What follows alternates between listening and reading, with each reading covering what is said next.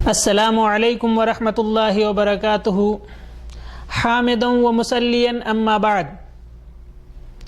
محترم بھائیوں، ساری تعریفیں اور بڑائیاں اللہ رب العالمین کے لیے ہے جس نے ہمیں بے شمار انعام و اکرام سے نوازا، اور درود و سلام ہو اللہ کے تمام نبیوں پر، خاص کر ہمارے آخری نبی حضرت محمد رسول اللہ صلی اللہ علیہ وسلم پر، کہ جس نے ہمیں دنیا اور آخرت دونوں میں کامیاب ہونے کا راستہ بتلایا۔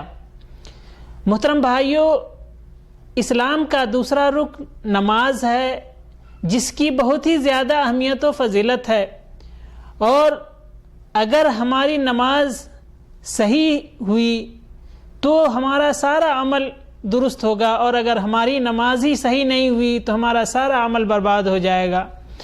لہذا محترم بھائیوں، ہمیں نماز صحیح سے پڑھنی چاہیے، جیسا کہ اللہ کے رسول صلی اللہ علیہ وسلم نے فرمایا کہ صلو کما رأیتمونی وصلی، کہ تم ویسے ہی نماز پڑھو جیسا مجھے تم نماز پڑھتے ہوئے دیکھتے ہو۔ اور اس کے علاوہ بھی بہت زیادہ نماز کی اہمیت و فضیلت ہے۔ محترم بھائیوں، میں نے اس سے پہلے نماز کے شروط اور اس کے ارکان کو بتلایا، آج میں نماز کے واجبات کو بتلا رہا ہوں۔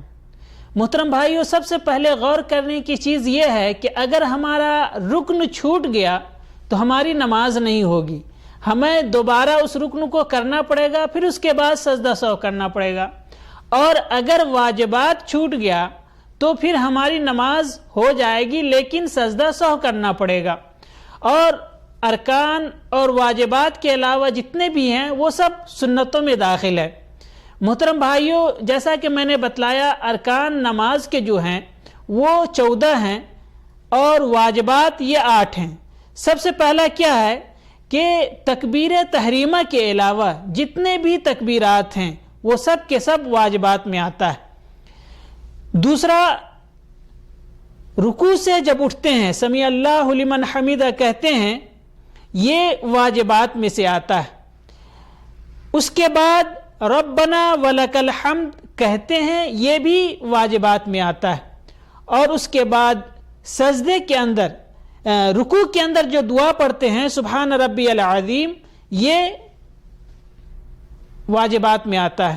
ایسے ہی سبحان ربی الاعلی جو ہم سجدے کے اندر پڑھتے ہیں، یہ بھی واجبات میں سے آتا ہے۔ اور دونوں سجدے کے درمیان میں جو ہم پڑھتے ہیں رب اغفر لی، یہ بھی واجبات میں سے آتا ہے۔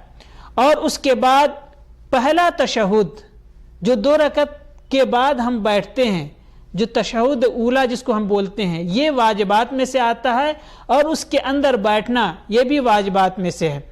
تو یہ 8 ہو گئے جو واجبات میں سے ہیں۔ اگر ان میں سے کوئی چھوٹ جائے تو پھر ہم سجدہ سہو کریں گے اور اس کے بعد ہماری نماز مکمل ہو جائے گی۔ اور ارکان جو ہے اگر وہ چھوٹ جائے تو ہمیں اس کو پورا کرنا ہے اور اس کے بعد سجدہ سہو کرنا ہے۔ آخر میں دعا ہے کہ اللہ تبارک و تعالی ہم تمام لوگوں کو صحیح سے نماز پڑھنے کی توفیق عطا فرما، آمین۔ وآخر الدعوانا ان الحمد للہ رب العالمین، والسلام علیکم ورحمۃ اللہ وبرکاتہ۔